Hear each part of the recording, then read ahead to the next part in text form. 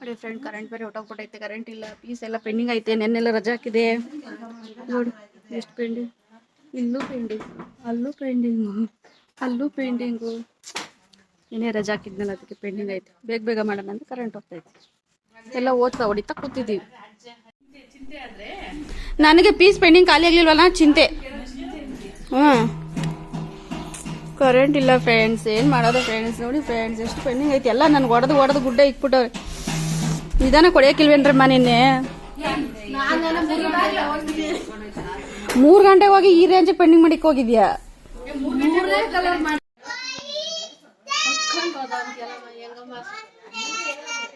ಸಾಯೋರ್ ಸಾಯ್ತಾರೆ, ಬದುಕೋರ್ ಬದುಕ್ತಾರೆ, ಏನ್ ಮಾಡಕ್ಕಾಗಲ್ಲ. ಇವತ್ತು ರಜಾ